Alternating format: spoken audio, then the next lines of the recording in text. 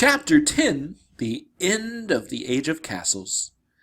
The Age of Castles lasted for nearly 500 years. Eventually, though, people stopped wanting to live in castles. Castles were dark, and they were drafty. They were dirty, and they were not built for comfort. They were built for defense against the weapons of a lord's enemies. As time went by, new weapons were invented. The most powerful of these weapons was the cannon. Cannons were first used in Europe in the 1300s. By the 1400s, most armies used cannons when they attacked a castle. Cannons could fire heavy stone or iron balls against castle walls with a great force. Even the strongest castles could not stand up against cannon fire for long. In the late Middle Ages, armies started using cannons on the battlefield too. At the same time, soldiers started carrying guns. A knight's armor and his sword were no match for cannonballs and bullets. A cannon is a large gun, usually mounted on wheels. The feudal system began to break down. Kings began training full-time armies to defend their kingdoms. By the end of the Middle Ages, hardly any new castles were being built, and the knight battling in shining armor eventually became a thing of the past. Knights and castles today. Knights and castles live on, though in stories and legends and in traditions that are still alive today. People still become knights, but the people who become knights today don't have to be good fighters. They don't even have to know how to ride a horse. Knight is now a title a king or queen can give to anyone who has done a great service for his or her country. A woman who is given this honor is called a dame. Many castles built centuries ago are still standing. People from all over the world visit these castles every year. The castles often have displays of armor, weapons, clothes, and other things from the Middle Ages. When you visit one of these castles, you cross a drawbridge into another time.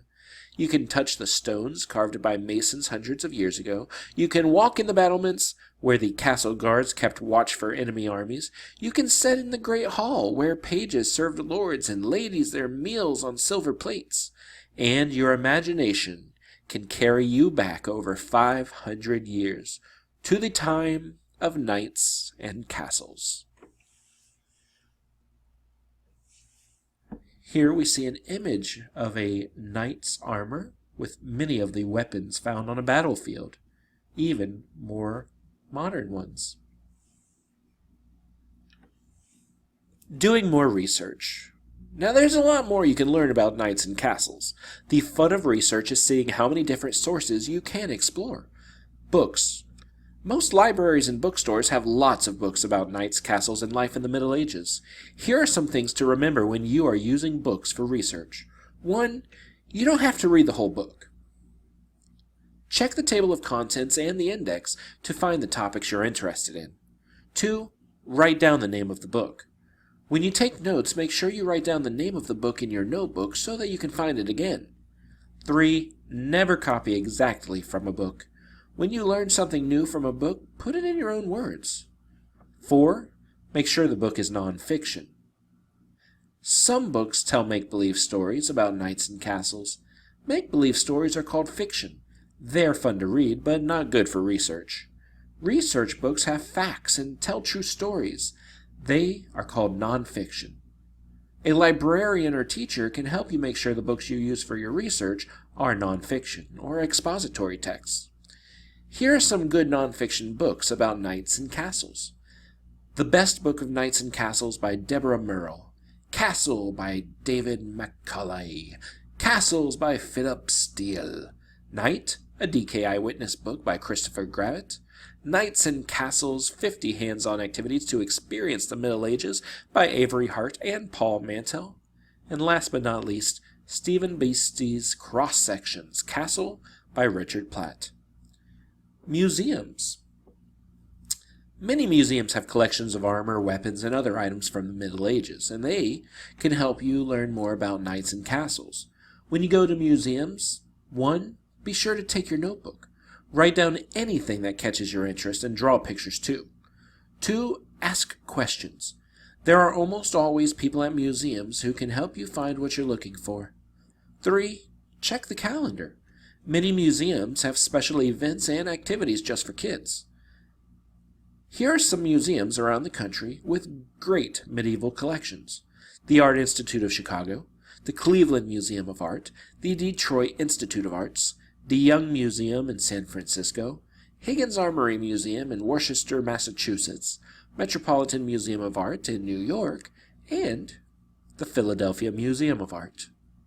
DVDs. Most movies about knights and castles are fiction, but there are some non-fiction DVDs about knights and castles.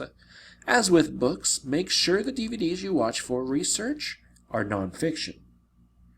Check your library or video store for these and other non-fiction titles about knights and castles. Castle, based on the book by David Macaulay from PBS. Knights in Armor from the History Channel. Modern Marvels, Castles and Dungeons from the History Channel. And Secrets of Lost Empires, Medieval Siege from Nova. The Internet. Many websites have facts about knights and castles. Some also have games and activities that can help make learning about knights and castles even more fun.